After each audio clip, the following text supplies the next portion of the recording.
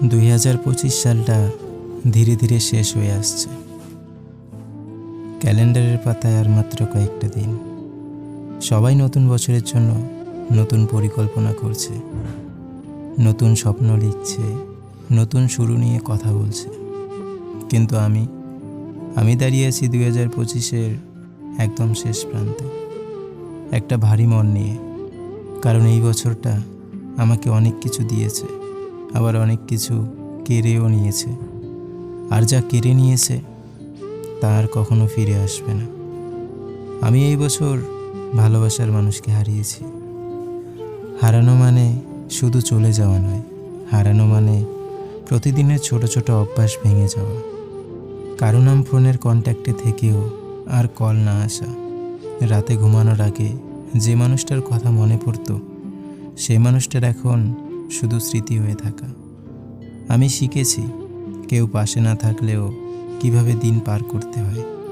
আমি শিখেছি হাসির আড়ালে কষ্ট লুকিয়ে কিভাবে স্বাভাবিক থাকতে হয়। আর সবচেয়ে কঠিন যেটা শিখেছি, ভালোবাসার মানুষ হারিয়েও বেঁচে থাকা যায়। এই বছরটা আমাকে নিঃশব্দ করেছে। আমি আগের মতো অভিযোগ করি না, আমি আর কাউকে দোষ দিই না। কারণ কিছু সম্পর্ক ভাঙে দোষে নয়, ভাগ্যে ভাঙে। অনেকে বলেছে ভুলে যাও, সামনে এগিয়ে যাও। কিন্তু কিছু মানুষ ভুলে যাওয়ার জন্য আসে না, তারা আসে সারা জীবন মনে থাকার জন্য। আমি এখনো কিছু গান শুনতে পারি না। কিছু জায়গায় গেলে বুকটা হঠাৎ ভারী হয়ে আসে। কিছু কথা আছে যেগুলো আজও বলা হয়নি, আর কোনো দিন বলাও হবে না।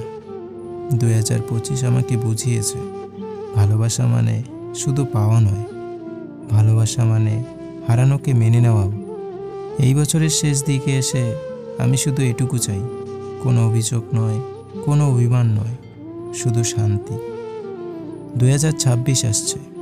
আমি জানি না নতুন বছর আমাকে কি দেবে, কিন্তু আমি এটুকু জানি, আমি আগের চেয়ে একটু বেশি শক্ত, একটু বেশি চুপচাপ, আর অনেক বেশি বাস্তব।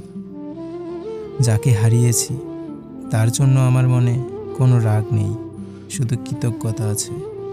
কারণ সে আমাকে ভালোবাসা কি আর হারানো কাকে বলে দুটোই শিখিয়েছে।